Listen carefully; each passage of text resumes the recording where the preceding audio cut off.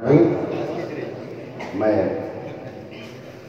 آپ حضرات کی محبت کا شکر گزار ہوں کہ اساتذہ کرام، اور کیونکہ میری عادت نہیں کہ میں روداد سفر بیان کروں، ابھی تقریباً 12 گھنٹے کا سفر کر کے مجھ کو مدھیہ پردیش ہرپال پور پہنچنا اور جمعہ سے پہلے پہنچنا ہے، تو اس لیے میں نے یہ چاہا کہ اپنی گفتگو کو جلدی سے سمیٹ دوں، لیکن بہرحال آپ حضرات کی محبت ہے کہ آپ حضرات یہ چاہت رکھتے ہیں، اور میں یہ سمجھتا ہوں کہ یہ حضور صدر الشریعہ کا روحانی فیضان ہے اور سرکار غریب نواز کی عنایت ہے۔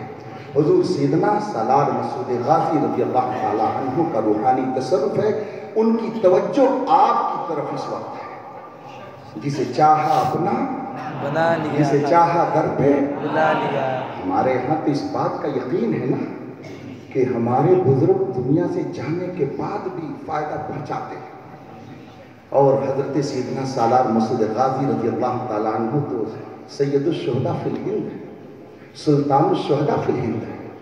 شہداء کرام کے بارے میں صاحب روح المعانی نے فرمایا ہے کہ ذہب کثیر من السلف الی انہا حقیقت من الروح والجسد۔ شہداء کی زندگی کے بارے میں اکثر سلف صالحین کا فرمان ہے کہ صرف ان کی روح نہیں ہے زندہ، روح تو سب کے زندہ ہے، وہ اپنے جسم اور روح دونوں کے ساتھ زندہ رہتے ہیں۔ یہ فرمایا کہ اکثر سلف صالحین نے یہ فرمایا ہے، اور کچھ لوگ کہتے ہیں نہیں، صرف وہ روحانی زندگی ہے شہداء کی، مگر آگے فرماتے ہیں کہ ترجیح پہلے ہی قول کو ہے کہ ان کا جسم بھی اور ان کی روح دونوں موجود ہوتی ہے، اور اللہ تبارک و تعالیٰ اپنے کرم سے دونوں کی حفاظت فرماتا ہے، اور اس کے تحت انہوں نے بہت سارے واقعات بیان کیے۔ پھر تفسیر مظہری میں ایک مقام پر شہداء کے بارے میں انہوں نے تحریر فرمایا کہ اللہ کے کرم سے شہداء کی زندگی ایسی ہوتی ہے کہ جب وہ دنیا سے چلے جاتے ہیں اللہ کے راستے میں اعلاء کلمت اللہ کے لیے اپنی جان کو وہ قربان کر دیتے ہیں، تو اللہ تبارک و تعالیٰ ان کو یہ مقام عطا فرماتا ہے کہ وہ جنت میں بھی جہاں چاہتے ہیں جاتے ہیں، اور دنیا کی جس گوشے میں جہاں چاہے جاتے ہیں، بلکہ وہ فرماتے ہیں کہ اپنے محبوبوں کی وہ مدد کرتے ہیں، اور جو ان کا دشمن ہوتا ہے اس دشمن کو ہلاک کر دیتے ہیں۔ حضور سیدنا سالار مسعود غازی رضی اللہ تعالیٰ عنہ اپنے وقت کے سلطان الشہداء ہیں، اس لیے ہم یہ یقین سے جانتے ہیں کہ اللہ کی یہ محبوبین اسلام کے دشمنوں کی سرکوبی کر رہے ہیں اور کرتے رہیں گے۔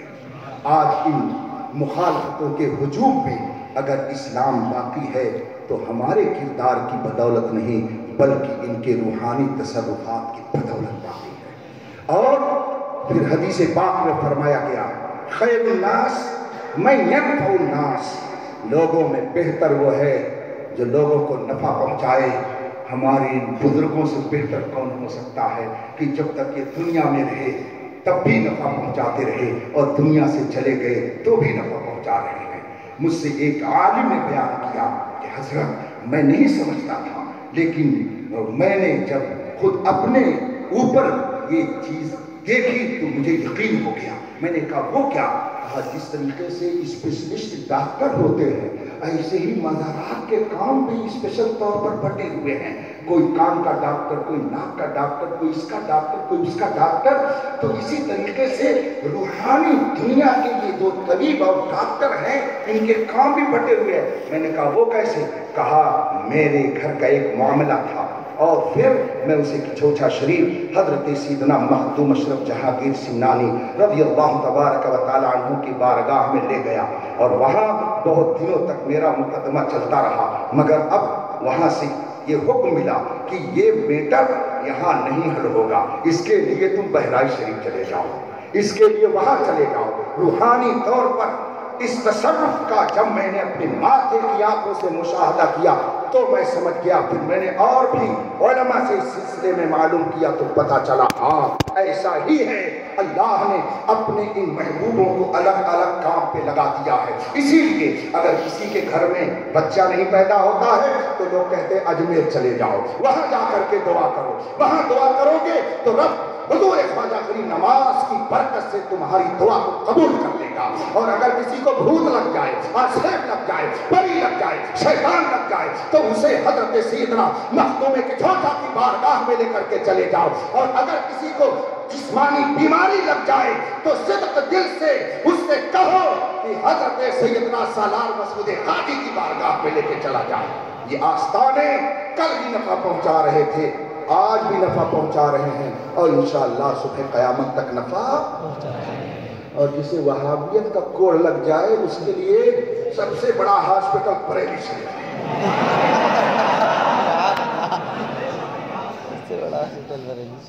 اس ہاسپٹل میں بہت شاندار علاج ہوتا ہے, اور یہ جتنے ہیں یہ سب کے سب وہاں کے ڈاکٹر حضرات ہیں.